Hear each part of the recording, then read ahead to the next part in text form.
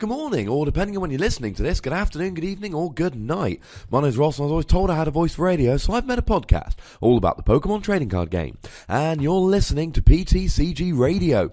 Now, this week, Breakthrough is legal for the first time.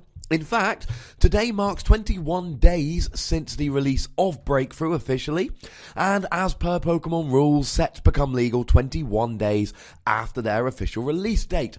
So any tournaments from today onwards, I mean we're basically talking this coming weekend, let's face it, will or could include Breakthrough. I mean there's no guarantee that people are going to play Breakthrough cards, but I think it's probably a fair bet. So what we're going to do today is quickly run through the last UK regionals of the year.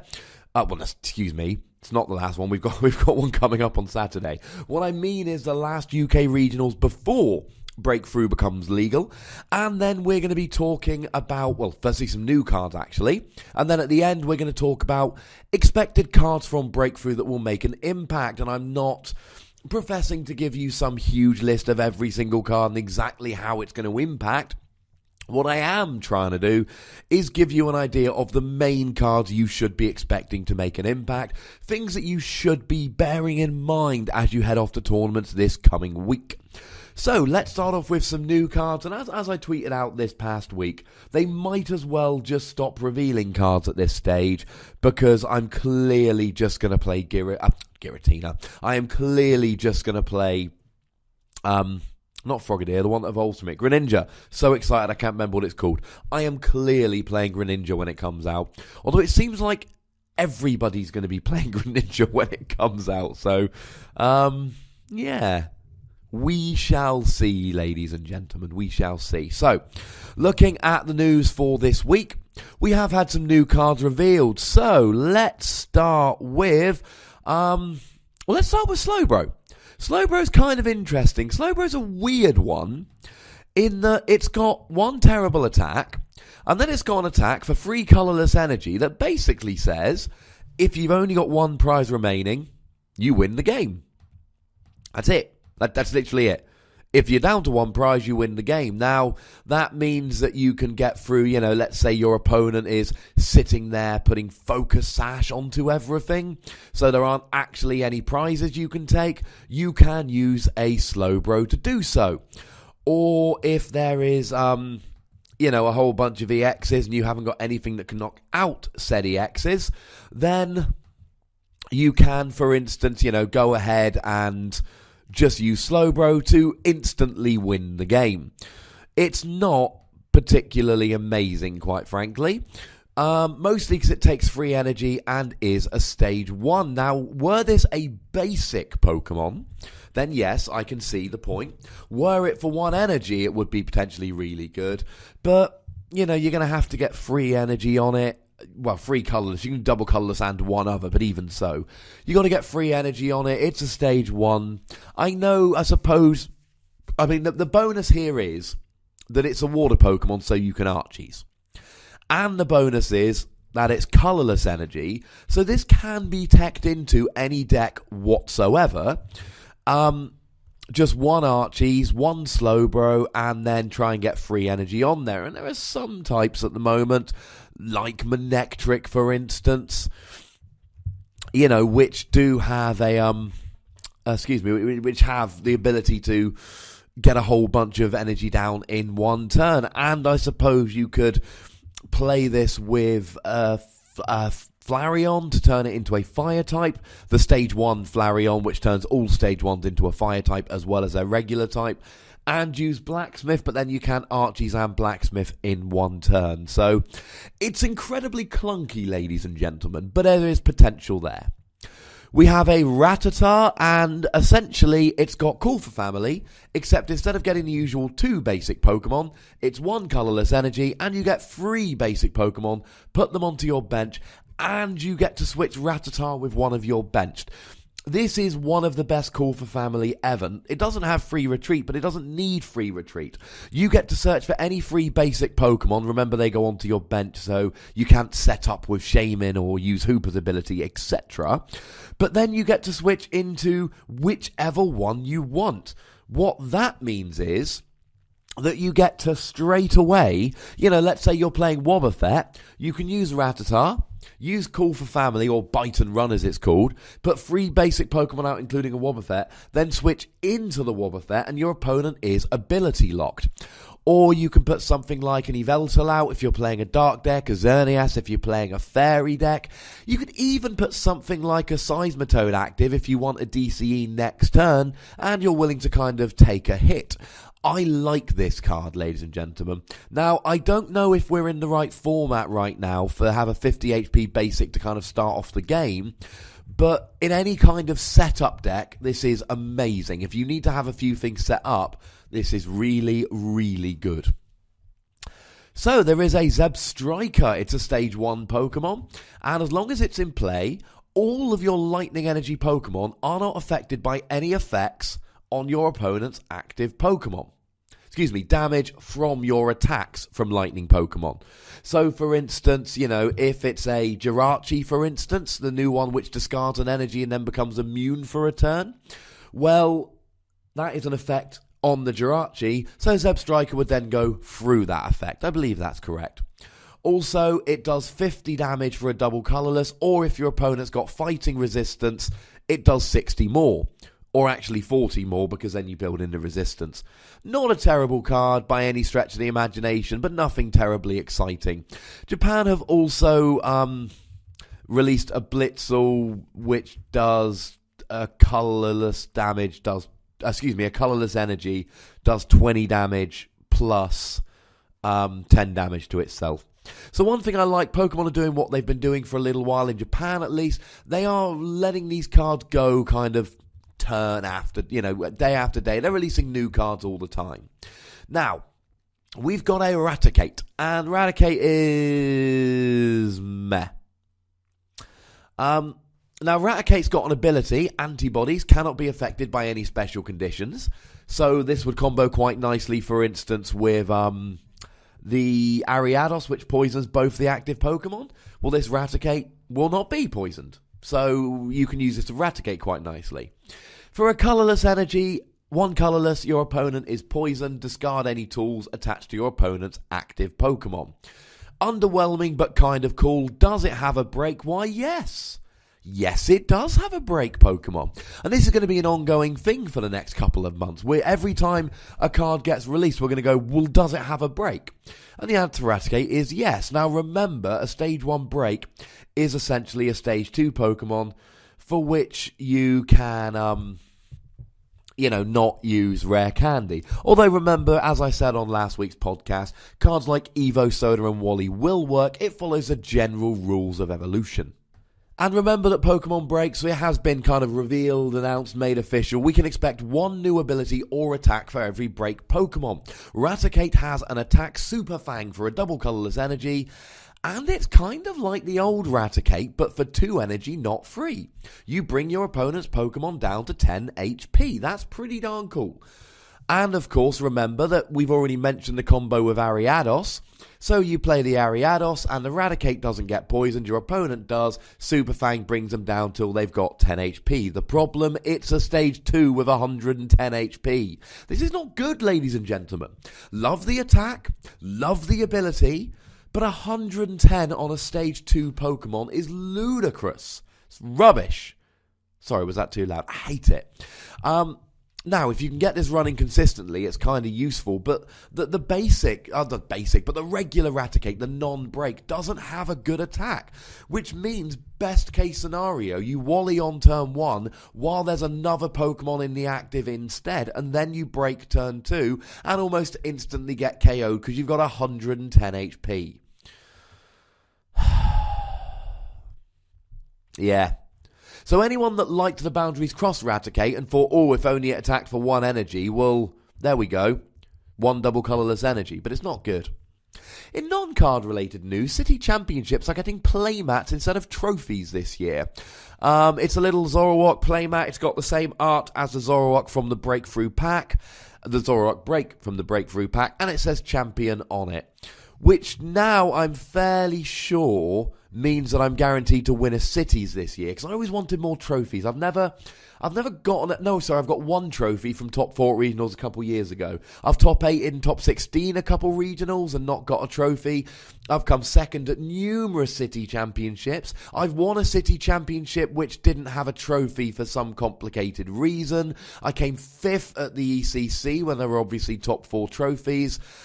I've done well. I've grinded into worlds and I've cut nationals and I've done good. But I've only ever got one trophy.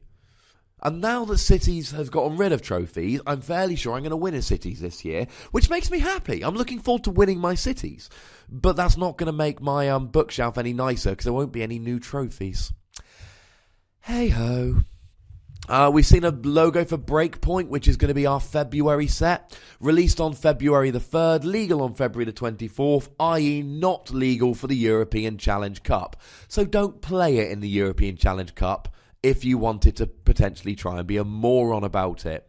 There's also going to be a Breakpoint Collector's album featuring Luxray. It's rubbish. I mean, well, if you like the little Collector's album, it's fun, but it's nothing I'm interested in.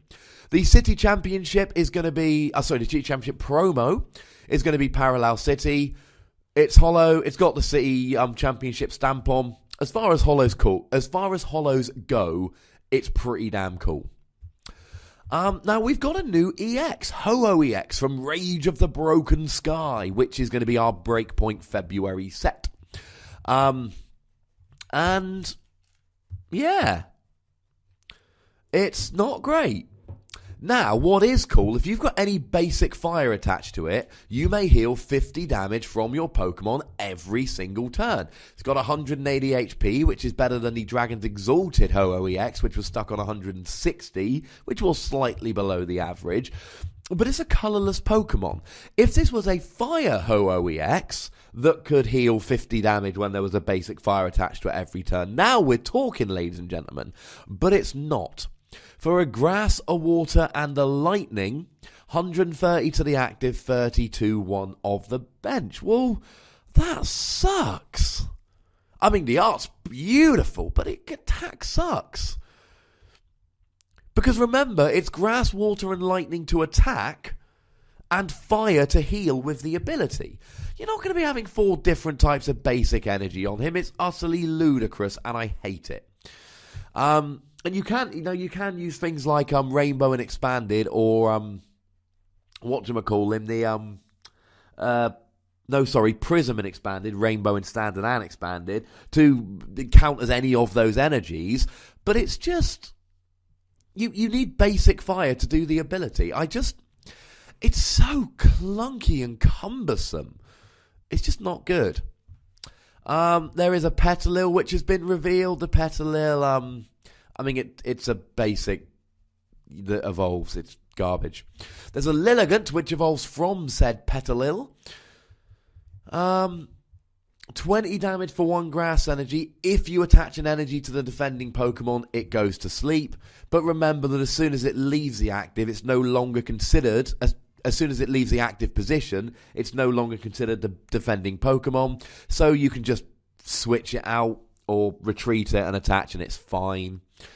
Double colourless energy, 30 times the number of heads from 2 coin flips. It's not good, ladies and gentlemen. And it's a grass Pokemon, so you can use Broken Vine Space to evolve it in 1 turn, so you never have to leave the Petalil down, but it's still not particularly good. If Jack listens to this, I don't think he does anymore, if he ever did. But if you're listening, Jack, congratulations on a new Lilligant. I'm proud of you, man. I'm proud of your son, but unfortunately, it's not a particularly good Lilligant. Yeah. Sorry. There's a Durant. And for 1 grass energy, 10 damage, discards a top card of your opponent's deck. So we are milling like crazy, ladies and gentlemen, which will fit nicely with the Noble Victories Durant, which for a short period of time completely ruined my enjoyment of the game. Like, literally completely ruined my enjoyment of the game. I hated that deck so much. And it's kind of back. grind down, if this Pokemon has any damage counters on it, discard the top 4 cards of your opponent's deck. Well, all you need to do is play something like Team Magma's Hideout, and every time you bench it, it'll get damage counters on. You get to discard 4 cards from your opponent's deck. That's awesome! It takes 2 energy. Now, I'm glad it takes 2 energy, because if it took 1 energy, it would be a pain in the neck. And obviously you could use this with Burst Balloon, so your opponent would have to take 6 damage counters to attack it, or, anything along those lines, any tool you like, I suppose. Point is, it takes 2 energy, and there's no really good way to accelerate grass right now. You can use stuff like Skeptar, but then you've got a couple turns of not milling, so interesting. If it was for 1 energy, it would make me want to cry. And we've had a few new cards this week, so let's keep rolling. A Sudowoodo from Rage of the Broken Sky. For a 90 HP fighting basic, for a fighting and a colourless, if your opponent used an attack during his or her last turn, use that attack as this attack. Now, the way it's translated at the moment, because obviously you've got an issue with, say, Gengar EX, these hit-and-run Pokemon. If it said, if the defending Pokemon attacked last turn, well, as soon as the Gengar flicks to the bench, the defending Pokemon hasn't attacked. But that's not the case here. The way it reads as is if your opponent used a Pokemon's attack, so you would be able to hit and run with Sudowoodo. Obviously, this would counter really well with stuff like, would work really well if you were against something like a Giratina, or, I don't know, like a Rayquaza EX, or a Seismitoad, or things of that nature.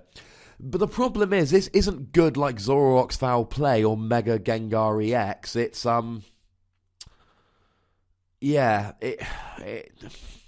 the big problem is that your opponent can just go, I'll just KO it with an attack which I don't mind him copying next turn.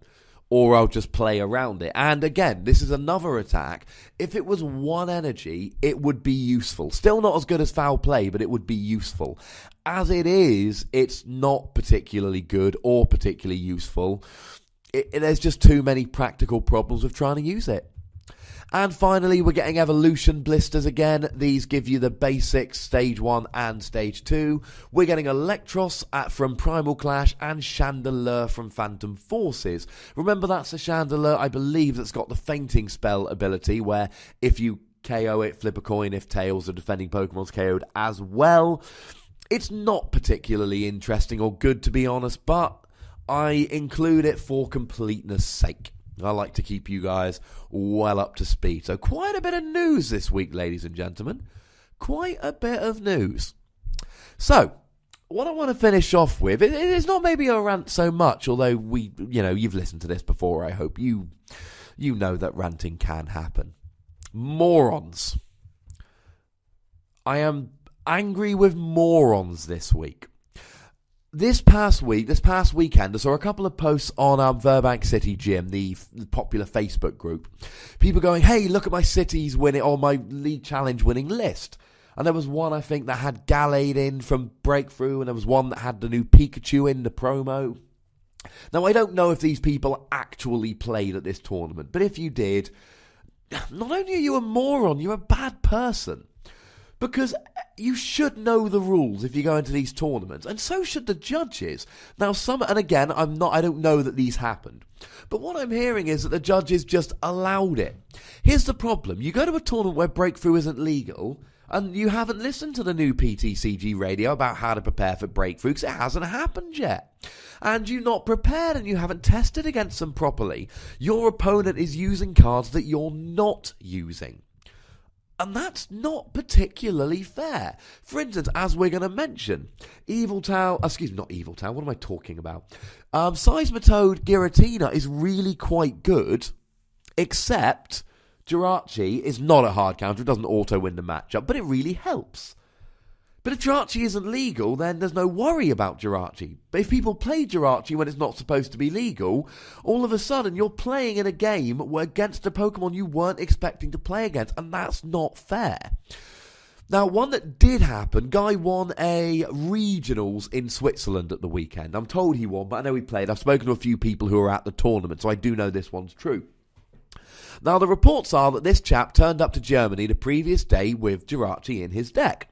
And he was told, you cannot play that card in this deck, it's not legal yet. Turns up to the next day in Switzerland and plays it. Now, apparently the judges decided to let him, but the judges aren't allowed. That's like deciding to let you use a rotated card or a made-up card, or punch your opponent in the face until they scoop. It's not part of the rules. You can't have that. You can't just make up rules or let them off. So really quite annoyed about this, and some of the people who were really quite upset because they're losing these games to this guy who's playing an illegal card in his deck. Now, this guy should be banned by Pokemon. Reason is, he tried it in Germany, therefore we can show intent. It's not, this isn't a kind of, oh, I'm really sorry, I thought it was legal. It's, you played in a tournament the previous day. You really, really should know this by now. So, yeah, just unimpressed. Don't be an idiot. And here's the thing. If it's a breakthrough product with breakthrough packs that was starting to be sold on the internet at the same time as Breakthrough, it was probably released on the same day? I mean, Jesus. Okay. That's my little rant. So, we had the final pre-Breakthrough Regional in the UK this past week. And it happened in London, and this was a very bittersweet regional for me. I've not been terribly well for the last month or so. We don't need to go into huge details. I'm well enough. But after working a 14-hour day on Friday, I was unable to make the regional on Saturday. I did live commentate some games and stick them up on YouTube really soon after. So I encourage you all very, very highly to go over to YouTube. There are 3 rounds from this tournament that I got online less than an hour after they concluded. I literally sat here and commentated on the day, and then literally as soon as I was done, I rendered and uploaded them to YouTube. And the feedback I've gotten on that was really, really positive. So if you guys are streaming a tournament anytime soon, and now, again, it's going to depend on what my plans are on the day you're doing it. But if anyone's streaming a tournament in the near future and you would like me to have a go at this, just let me know. Send me a link. And if at all possible, I shall live commentate it. And it won't be going out over the internet live commentated. But what I'll do is I will record the commentary and then immediately upload it, which is pretty much as good as live commentating. Plus, you then don't have to sit there and wonder when the next round's going to start. You can just look for when I upload it. I had fun doing it. Speaking of which, there are a couple people out there who have offered to send me some videos from tournaments happening that I'm not going to.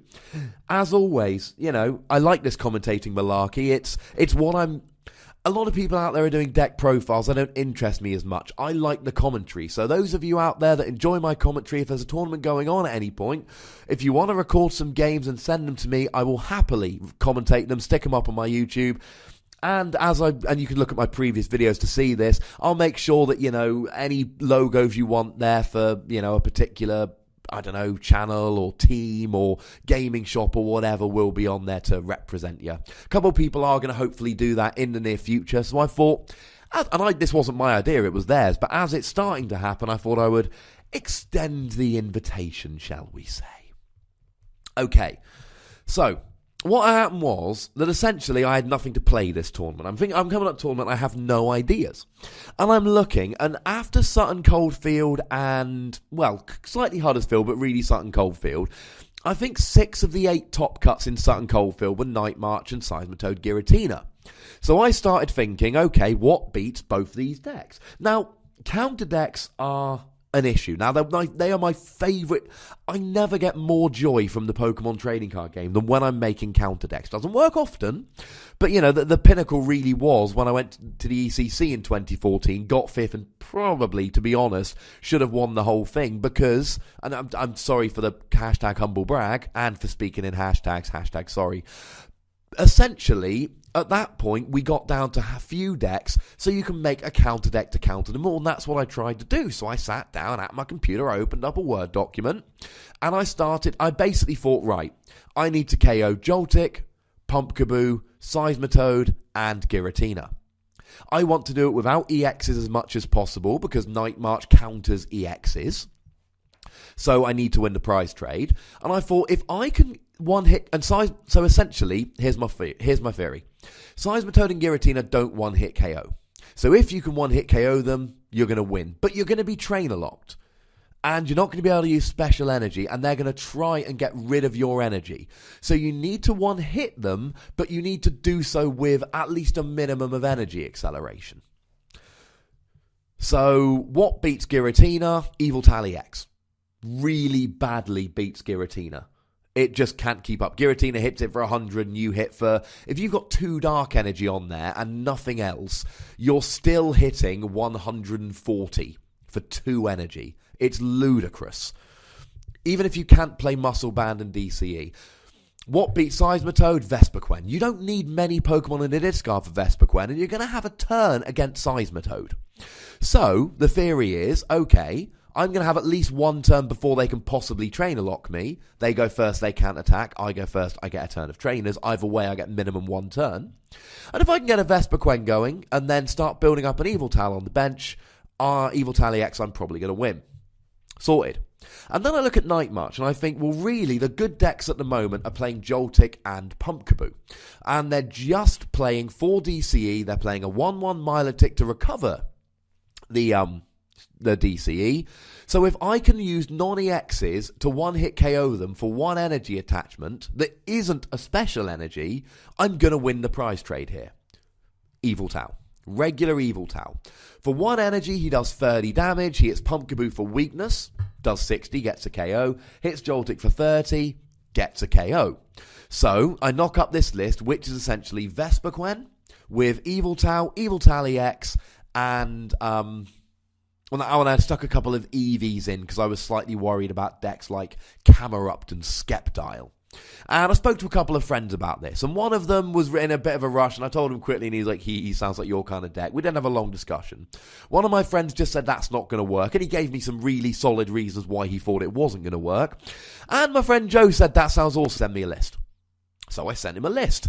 Next day, he tells me that the testing's going really well, and he sends me a list which is much better than mine. He's taken out the EVs, he's put in bats, taken inspiration from Patrick Ratty's Vespiquen Bats Bronzong list, of which he got second at Huddersfield Regionals in the UK, the first regionals we had. And it's a super consistent list, and it's just Bats, Vespiquen, and Yveltal. No EX, because you don't need the EX, because Vespiquen and Bats together really make short work of Giratina. Now, that was the theory of the deck. I am taking credit for this deck in terms of the idea, and I told Joe I'm going to do this, and I warned him on the podcast I'm going to be saying it was my idea, because it was. But the list I had was nowhere near as good as the list Joe played. So we talk about it for a while. Joe sends me his list. We have a good chat. We both do some testing. We make a few little changes between us. It's still pretty much his list. And we decide we're both going to play it in London on the Saturday. I'm too ill to turn up. He wins the regional. And on the one hand, I'm chuffed for the boy. He's a lovely chap, good friend, and he won with, our deck. Yay! On the other hand, I'm sitting here thinking, I did a 14-hour day on Friday, couldn't make the regional on Saturday, and I finally, for the first time in about 18 months, would have had the best, because the last time I turned up to a tournament with the best deck was the ECC in 2014. It's been a while, and I actually had the best deck for the tournament. Hey-ho. Now, before I get into the top 8, a bit of a postscript about Yveltal Vespiquen. Please don't play it post-breakthrough. Now, don't get me wrong, it could be good. I'm not saying it's not good. What I am saying is, it wasn't necessarily a powerhouse deck. And this is a conversation I had with my friend who said it wouldn't work. He gave me really, really good examples why it wouldn't. The deck, it's not good against Rayquaza decks. It's not good against Manectric decks. I would worry about it against Skeptile decks, Camerupt decks. It's not a huge powerhouse deck. What it did do is win extremely consistently against Night March and Seismitoad Giratina. Over the course of the tournament, Joe played 4 Night March and he beat them all.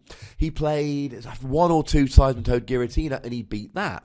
It also incidentally has a pretty good matchup against Fighting Bats. So it's a good deck, but it's incredibly matchup dependent.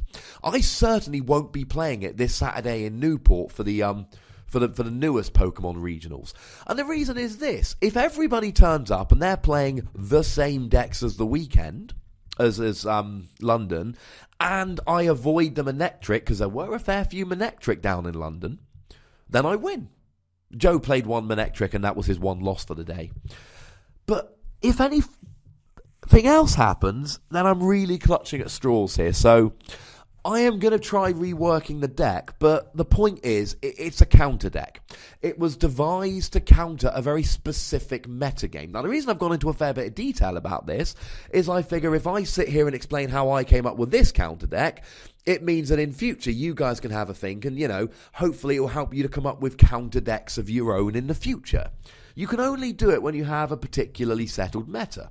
ECC in 2014, pretty much the entire meta was Darkrai, Blastoise, Plasma, and Virgin. Virgin loses to Flareon. Blastoise loses to a combination of Leafeon and Zoroark. Plasma loses to the Drifblims that I get rid of energy and then do more energy because of it. And Darkrai was a little bit more awkward, to be honest. In the end, I found out too late Sork was the way to go for that. But I played a Stunfisk, and Zoroark and Leafeon both did damage against it. So it was possible. When you've got 4 decks like that, you can try and build a counter deck. And like I said this past weekend, there were really 2 decks dominating Top Cut. But even then, both myself and Joe, I would have gone into the tournament thinking, I hope I hit the right matchups, because it was very, very matchup dependent. So, here were the final results. In 8th place, we had Nilo with Lucario bats. In 6th and 7th, we had Michael Cormel and Carl Blake with Gengar, Wobbuffet, Hammers. More on that in a minute. 5th place, we had Manectric bats. 4th place, we had Manectric Regice. 3rd place, we had, that was Luke Kirkham with Manectric bats and Scott Burgess with Manectric Regice. 3rd, we had Fraser Anderson with Night March. We caught him on stream, so go check that out. 2nd place, Nathan McClure with Night March. And 1st place, we had Joe Bernard with Vespiquen, Evil Tau, Bats. So what are we seeing? Seismitoad Giratina, don't read too much into that. It was well represented. It's just what didn't do great against Night March on the day. Night March, still a powerhouse deck. Half of the top 4 was Night March. 2nd and 3rd place were Night March. It ain't going anywhere anytime soon. And if you think you're going to beat it by putting one Jirachi in your deck, you are, I'm afraid, ladies and gentlemen, mistaken. Manectric Regice, Manectric Bats, Lucario Bats, they're well-known decks. They're good decks. What about this Gengar? Well, it plays Wobbuffet to block abilities. It plays Hammers to get rid of your energy. And then it can hit and run with a Gengar. And I don't know if they played the Mega or not. I'm going to be honest, I haven't had a chance to chat to Michael or Carl about this particular deck. But again, they made a metagame call. Night March really doesn't like abilities being blocked because it needs Milotic and it needs Shaman. Hence the Wobbuffet. Not to mention you're one-hitting everything. I mean, Wobbuffet with a Muscle Band will one-hit KO a Joltik. And with the Dimension Valley, you do it for 1 energy. It's really good against Seismitoad Giratina because you get to, hamper their setup, stop them using stuff like Crawdaunt's ability, and, they're sat there hitting Wobbuffet, and neither of them one-hit KO Wobbuffet, while you're hitting and poisoning them and running away. So just a really good deck. That was the top 8. I don't want to go into too much more detail than that because, to be perfectly honest with you, ladies and gentlemen, it's not where we are at the moment. Where we are at the moment is that we are, we're moving into Breakthrough. So what I want to do instead is have a good look at Breakthrough and see how the cards are going to affect. Now, like I said at the beginning, I am not planning on giving you some huge long list of every single potentially slightly relevant card. What I'm going to do is tell you a few of the cards you should be aware of, give you an introduction to Breakthrough. And the first thing I want to say is that, and again, we could be wrong, we don't know what people are going to come up with, but at first glance, this does not seem to be a game-breaking set. It's not like when Roaring Skies came out and Shaman was guaranteed to be huge. When Ancient Origins came out and everyone was suddenly worried about Giratina. It's not that kind of set. Now, there are a few we need to think about, and I want to start with Houndoom, which is a deck that's been getting a little bit of buzz. Now, I am, at the moment, slightly unconvinced. We shall see what happens. But Houndoom EX has got Melting Horn for 1 fire energy, discard the top 2 cards of your opponent's deck, and Grand Flame for 2 fire energy, 50 damage, attach a fire energy from your discard pile to one of your benched Pokemon. Now, 2 things that Houndoom does. It gives you an alternate way to win. If your opponent's getting low on cards, you can give up trying to take prizes and just start milling with Houndoom. Or you can use Grand Flame. Now, if you hit Blacksmith turn 1, you can actually get 4 fire energy onto your deck in one go. In one turn, you can get 4 fire energy onto the field. That's huge. Now, it works. You know, you'll need Blacksmith for your supporter, so you're going to really be wanting to, I suppose, prioritise things like Scorched Earth and Fiery Torch, maybe.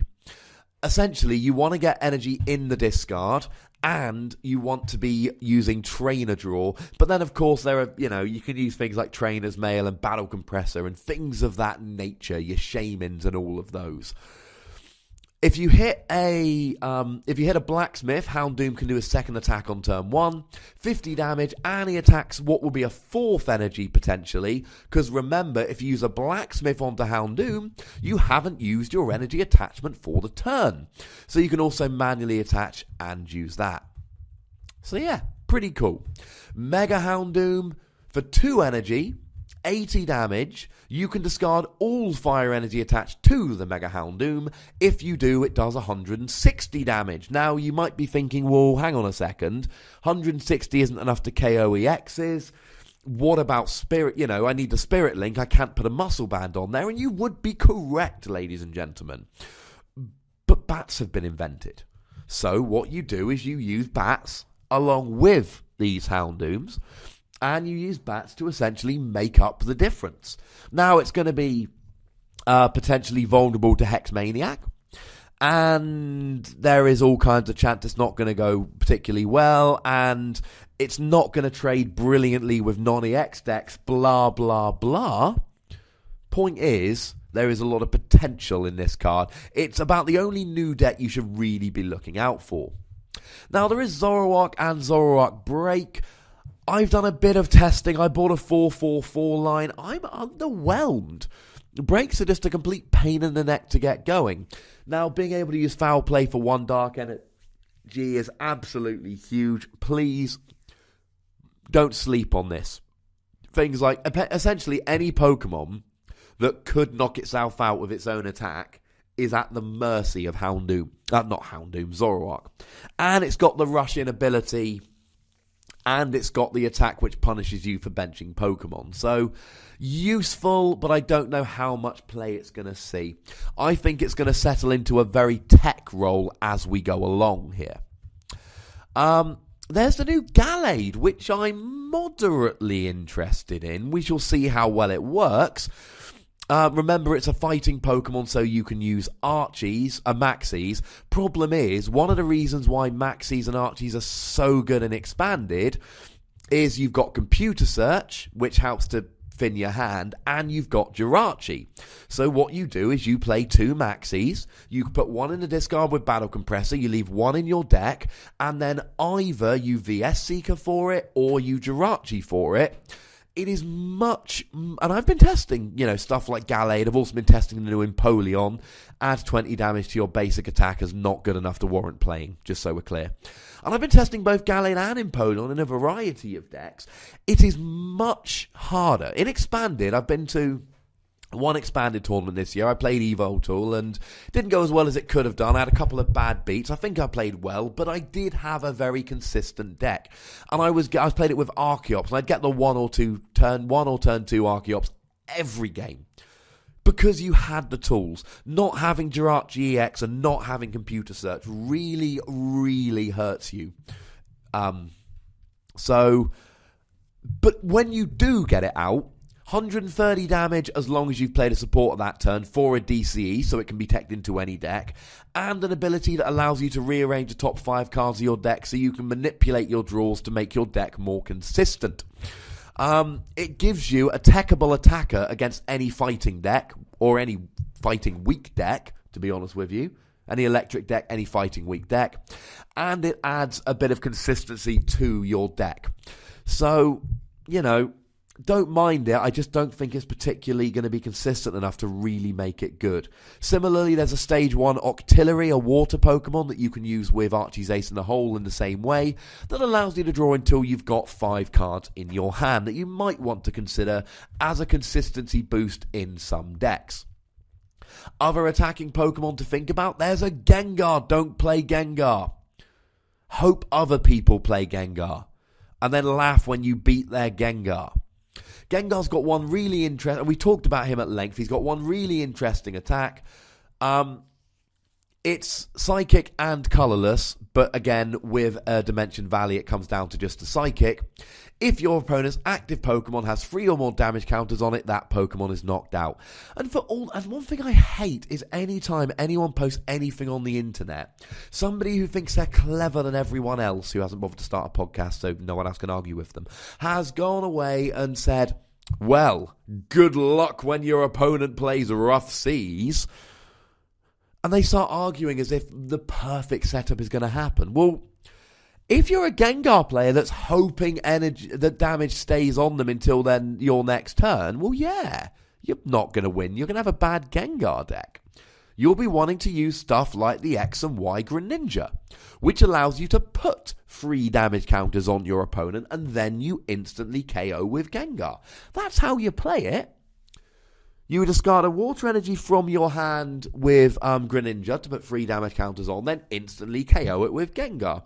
Don't forget that along with the Gengar, we've got the Haunter that's got the fun ability that leaves both the active Pokemon confused. And, you can put a free retreat Pokemon like Gengar in the active to retreat it. So, kind of interesting Gengar. It seems gimmicky. Now, you'd have to basically use Maxis to get the Greninja out, and then try and get a Stage 2 Gengar out in the usual way, and you need the Stadium out, and then you need a Psychic and a Water Energy in your hand every turn to use both the ability and the attack. Seems clunky to me. I'd like to be wrong, but it seems clunky to me. Now, there is also a Mega Mewtwo that you should be aware of. Now, this is another one that would be, quite frankly, destroyed by Zoroark and his Foul Play attack. It attacks, now it's got 210 HP. This is the Mega Mewtwo with Psychic Infinity. 10 damage plus 30 times the amount of energy attached to both active Pokemon, i.e. they've got 2 energy, you've got a double Colourless. 4 times 30 is 120, add 10 is 130 for a double Colourless. Pretty darn good. Now, it has got a weakness to Psychic, but this damage isn't affected by weakness, i.e. we're not going to have quite the same level of Mewtwo Wars as we did with the next Destiny's Mewtwo, but obviously still a really good counterattack to this attack is your own Mega Mewtwo with a DCE, or something like an Yveltal or a Lugia that can prey on how much energy you've got on you. It's energy, not energy card, so double Colourless counts twice. And you can tech this into anything because it's Colourless energy. And it's got the Spirit Link. I'm not sure if a Mega Mewtwo deck on its own is going to be good, but any deck where you're playing a whole bunch of energy, why not stick a Mega Mewtwo in and just smash? There's Noctowl, which, and this genuinely pains me a little bit to say, I was so excited for Noctowl. I was absolutely convinced. Because I'm going to the ECC next year. It's been announced it's not it's at the end of half term, which means I can fly out on the Thursday or the Friday and then fly back on the Sunday, rather than flying out Friday after work and flying back Sunday for work, which is why I missed it this year. I want an ECC deck, and the 2 times I've been to the ECC, I played Mewtwo Regigigas and Flareon Zoroark. i.e. decks that literally I think I was the only person. There's 300 people at the ECC. I'm pretty sure both years I've been the only person playing that deck. So I've been looking for a while now, knowing I'm going to the ECC. I've been looking for my deck, the silly deck I'm going to take to the ECC, and judging by past performance, hopefully do quite well. And I was convinced, utterly convinced, it was going to be Noctowl, probably with Vileplume to block trainers. Now, it's for 1 DCE, it does 20 damage times the amount of trainers in each player's hand. So you play a super speedy trainer-based deck. So you've got a whole bunch of trainers in your hand, so it doesn't matter how many trainers your opponent's got in their hand, because you're doing lots of energy anyway. And it resists fighting, so things that would KO your Miltank would not KO Noctowl, and you could even put something like a Regice in to try and block EX attackers, or Bunnelby to mill them, or the possibilities were endless. But with Hex Maniac increasing in popularity as it is, that makes stuff like Vileplume much less good. With non-EX decks like Night March looking amazing, that makes non-EX decks like Noctowl look like an annoying way to just do the same thing, not to mention Noctowl's weak to Joltik. And the more I think about it, the more I don't think Noctowl's going to be good, or at least not yet. Now, I bought my 4/4 line of Noctowl. Soon as I told you about my buying singles plan the other day, as soon as Noctowl went up online, as soon as the singles went up online, I bought myself a 4/4 list. I am prepared to play Noctowl when the opportunity arises. And I have my 4/4 line of Vileplume, and I've got my Regices, and I've got everything I need. I just don't think it's going to be particularly good, or at least not yet. We'll see how the format evolves. But lots of Hex Maniac, and lots of Night March, and lots of Seismitoad Giratina, which, Giratina blocks your DCE for Noctowl, just means the format as it is at the moment is not conducive to this deck being good, and it genuinely pains me a little to say so. Now, the last Pokemon I want to talk about is a Pokemon that wasn't actually in the set. It's Jirachi, the blister promo. And if you're listening to this podcast, I consider you to be a fairly clever person. And go and get at least one of these Jirachis, even if you're not planning on playing it. This is the kind of card, and this happens with promos occasionally, whereby promos, they're released, and then they sell out. Now, the Regirock could have been like this, but it was never quite good enough. Good playable promos tend to sell out moderately quickly and then become really difficult to find. Now, if you're in the UK, get yourself to magicmadhouse.co.uk. Not sponsored by them, not planning to plug them. You can buy the promo for £3.95. There are 9 in stock.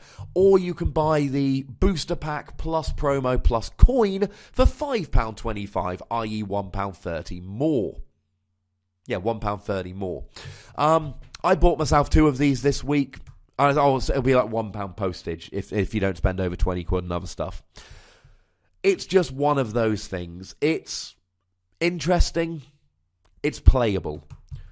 If it becomes really good, the price is going to spike. So, best to get them now while they're cheap. This is a kind of promo where when it sells out, you could be spending 10 quid on these. So, or more. So, get them while they're hot, I suppose. Think like for those of you that were playing back in the SP era, there was a, what was a poison toad called? Krogunk, the one that evolves from Krogunk. Toxicroak, there we go. There was a Toxicroak G which came, it was this weird thing, you got a little kind of book about the Platinum set, for those who remember that, with a Toxicroak G promo for like a tenner, and then that book just sold out everywhere. I almost bought it at one point when I was first getting into the game, and I was just like, I probably don't need it, and the Toxicroak doesn't look very good. And then, of course, no one could buy the book, so the promos became really quite expensive. So, highly recommended. Should also mention, actually, and I don't know why I didn't do this, because you can also, for just like £1.70 more, you can get a set of the Jirachi and the Hawlucha, so you get the Hawlucha, which is playable, and another booster and another coin. Man, I should have bought 2 of them instead. Hey-ho, this is how we learn. The reason I give you Magic Madhouse, it seems to be sold out everywhere else at the moment. Chaos Cards, a website I sometimes use in the UK, they've been sold out for a while now. So, yeah, get yourself Jirachi before it, before it's gone, quite frankly. The other one, and I haven't gone and bought a bunch of these yet, there is a promo Pikachu you should be thinking about. Now, the promo Pikachu is a bit of an odd one in that I don't think it's particularly good. But it's in like a set that's, I think, 30 quid.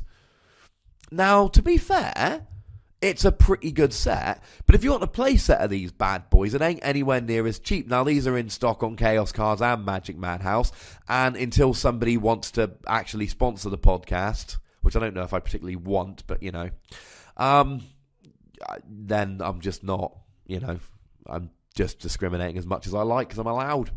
So, it's in the Legendary Collection box. Now, if you buy the box, it's about 25-30 quid in the UK, but you'll also get 5 boosters and 5 full art promos from that Legendary Collection they had in Japan, and a Pikachu pin. Not bad for 30 quid. 5 boosters, playable promo, 5 pretty but unplayable promos, and a pin. Or you can get the card, which seems at the moment to be about 12 quid. Now, it's an EX with 130 HP and a fighting weakness, not ideal. But for free energy, 1 lightning and a double colourless, discard all lightning energy attached to this Pokemon, 50 damage times the number of energy you discard. Free lightning energy and a muscle band, 170 damage, will KO the majority of EXs. Lightning weak EXs, you can do it for... Well, you'd have to do free energy because there's free energy on there. But you get where I'm going with this. It KOs a lot of stuff. It's got very low HP. The only way to really get it going at the moment is with Magnezone, and I'm not a Magnezone fan. I'm not buying Pikachu EX. I'm not a fan. I'm just letting you know it's in the format. You should be prepared. Most decks will be able to KO 130 HP EX consistently. Night March isn't going to worry about this. I suppose Seismitoad Giratina could worry about this, but then as soon as you take down 1 Pikachu and use Hex Maniac, they're screwed anyway. Fighting Bats isn't going to worry. Manectric Bats probably isn't going to worry. It's not great. So, couple of trainers just to finish off then. They're the Pokemon which I think could make an appearance starting this weekend. Floatstone's come out. It is an alternative to Switch. You can play it from your hand straight away. You can reuse it. Nobody's playing Megaphone at the moment. The only real downside to Floatstone is it stops you playing a muscle band, but it's good.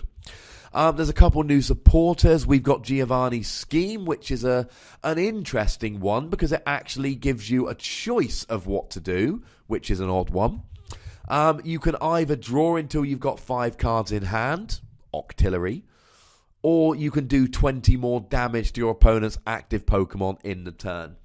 It's neither of those are perfect, but it's worth playing as a one-of in a lot of decks, just as a kind of, get rid of it, I can VS Secret if I really need 20 extra damage, or if I've got nothing in my hand, or something along those lines. We've also got Bridget, which allows you to search for 1 basic EX or 3 basic and put them onto your bench. Now, I think I stated this incorrectly a couple weeks ago, so I shall have to apologise for that. But it essentially, you can't use stuff like Shaman or Hooper here, but if you're playing a non-EX deck, Bridget's darned good. Getting 3 of them out in one go is pretty sweet. Judge is back. Judge is good. Makes both you and your opponent go down to 4 cards. Bit of a pain if it's the only supporter you've got turn 1. But then again, if you go first and it's the only supporter you've got, well then you're putting yourself and your opponent down to 4 cards. So it's not as bad as it could be, shall we say. It can help you to fatten out your deck if you're starting to draw too much. It can allow you to, if you know your opponent's got a good hand, you can play a judge, or you could just play a judge if your opponent's got a big hand, or if you want to lower their odds of hitting a particular card they need next turn, etc., etc. Judge should be a one-of in most decks, to be honest with you. Skylar's back, allows you to search for any, any particular trainer. It's alright, it's not great. It's a bit underpowered, but for things like Stage 2 decks looking for rare candy, or if you really want that switch or float stone to get out the active, although you could just use an AZ for that instead, to be honest with you, or if you were, looking for a particular stadium, things of that nature. Super Rod's back, play Super Rod. Super Rod should be a one-of in every deck. Free in any combination of basic energy and Pokemon. You're running short of energy, Super Rod. You need to reuse your Pokemon, Super Rod. Sacred Ash and Energy Recycler are in 90% of decks now. Garbage. Super Rod is just plain better. You should be a one-of in every deck. Obviously, there are exceptions. If you're playing a really Pokemon-heavy deck and you want to get some back, then Sacred Ash is better. If you're really short on energy, maybe Energy Recycler is better. You see where I'm going with this. And finally, Parallel City. I love Parallel City. I've got some friends who play, who now, they're just putting Parallel City into everything. Just one Parallel City, because why the hell not? Again, it's a very unique card. It is the City Championship promo. It does different things to different sides of the table. So you've got to choose one of these to affect you. One side of the table, they're grass, fire, and water. Easy way to remember it, the starter Pokemon are reduced by 20. The other side can only have 3 bench Pokemon rather than 5. One fun little use for Parallel City is to play Parallel City on yourself to discard things like Shaman. I.e., it's late in the game, I've got an EX that's half dead and a Shaman. If my opponent Lysandre's either of them, I lose. Parallel City myself discard the easy prizes to force your opponent to, KO 2 things rather than 1 to win the game. This card can win you games.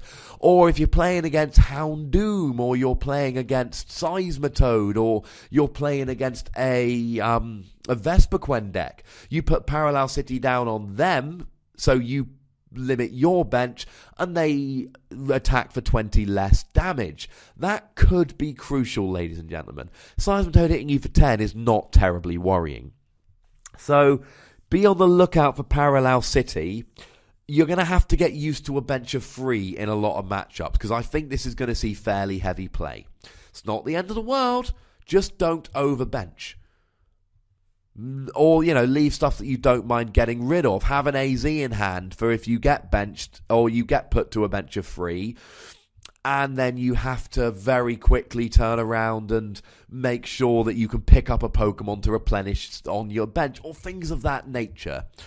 As always, ladies and gentlemen, Parallel City is going to be really good against players that aren't prepared for it, and middling against players that are. There are still some times you can take away your opponent's only chance of winning, and then there's nothing they can do. But then similarly, there's going to be games where it's not going to be as useful for you, but maybe you can use it, and you should at least be prepared for it. Because if you're sitting there in a Vespiquen deck going, I've got game next turn, then your opponent puts down a Parallel City, were you prepared for it? Because that 20 damage less could be the thing that loses you the game. There we go. Alrighty then, so that will pretty much do it for this week. We somehow seem to hit pretty much exactly an hour every single time, no matter how I plan it. It just always ends up at about an hour. Hey-ho. So next week I shall be coming back to you. I shall hopefully have a report from I will have a report from Newport. Hopefully I will have been in Newport. But if I'm not in Newport, I will at least be talking to people about Newport, so that I can have all the information for you, letting you know how the first weekend of Breakthrough went. So, next week we're going to talk about how Breakthrough has affected the format. Hopefully I've given you a nice idea of how it might, and I've shown you, explained, I suppose is a better word, I've explained how you can go about trying to make these counter decks, etc. As always, good luck to anyone going to tournaments this week, and shout out to Daniel Irvin. He's going to Cities this week. I wish him all the luck, and I hope you guys do as well. I expect to be getting a tweet from him in the week telling me he cleaned up at Cities. Boom. Yeah, as always, thank you very much for watching. Look after yourselves till next week. My name's Ross, and you've been watching PTCG Radio. No, you haven't. You've been listening. There we go, listening.